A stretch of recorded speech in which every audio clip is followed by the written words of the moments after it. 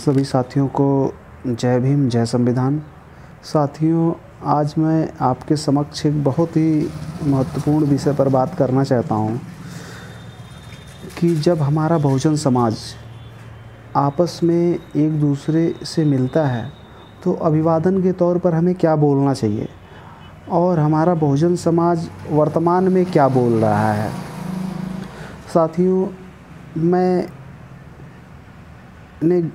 गांव में देखा है कि जब हमारा बहुजन समाज आपस में एक दूसरे से मिलता है तो वो राम की जय जयकार करता है, जय श्री राम, राधे राधे, सीताराम आदि बोलता है।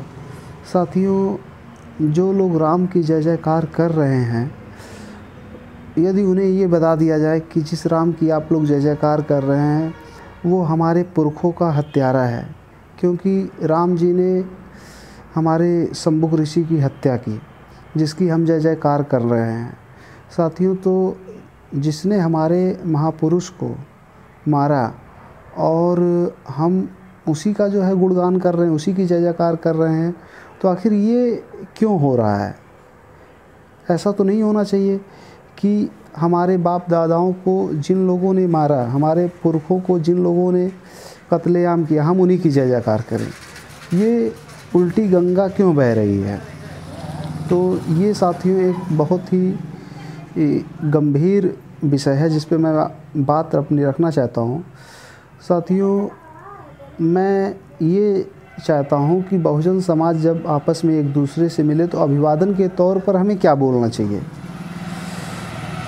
मैं इस संदर्भ में आप लोगों के समक्ष अपनी बात रखना चाहता हूँ कि यदि हम बहुजन समाज को ये समझाएं कि हम लोग इस देश के मूल निवासी लोग हैं, हम लोग इस देश के कमेरा लोग हैं, हमारे पुरखों ने इस देश को बनाया है और हम लोग इस देश के मूल निवासी लोग हैं और यहाँ पर जो है 15% जो विप्र लोग हैं, तुलसीदास ने विप्र लोग कहा, तो मैं तुलसीदास की बात रखना चाहता हूँ कि पूजिए विप्रशील गुणहीना, न शूद्रशील ज्ञान गुण परिवीना।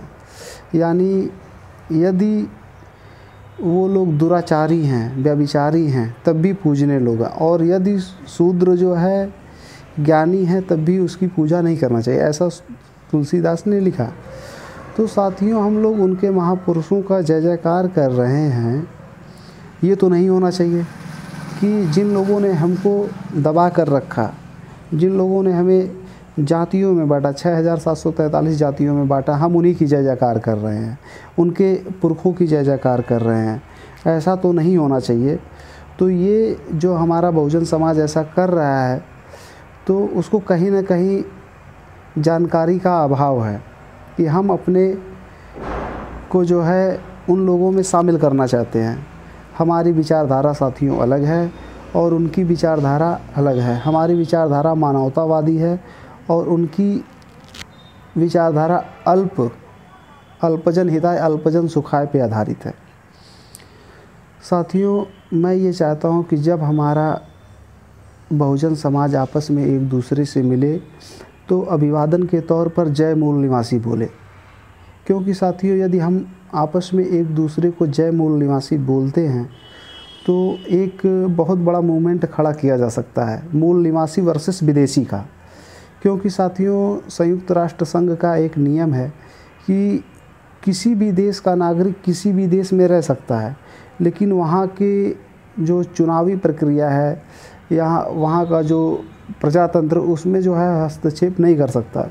लेकिन साथियों, आज हम देखेंगे कि जो 3000 साल से ज़्यादा हो गया है, जो आर्य लोग हैं यहाँ पे आकर बसे हुए हैं, उन लोगों के हाथ में सारा नियंत्रण है।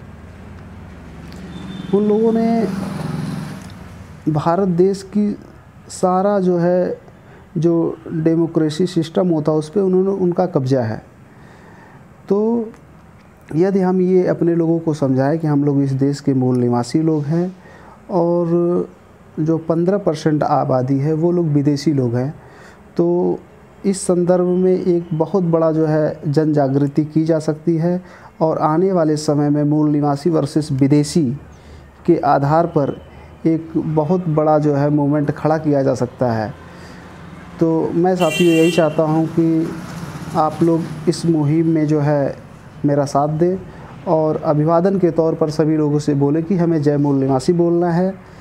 और आप लोग इस संदर्भ में जो है मेरा साथ देंगे और सभी लोगों को मेरा ये वीडियो ज़्यादा से ज़्यादा लोगों तक पहुंचाएंगे और जो लोग देखेंगे उसको लाइक, सब्सक्राइब एंड शेयर करेंगे।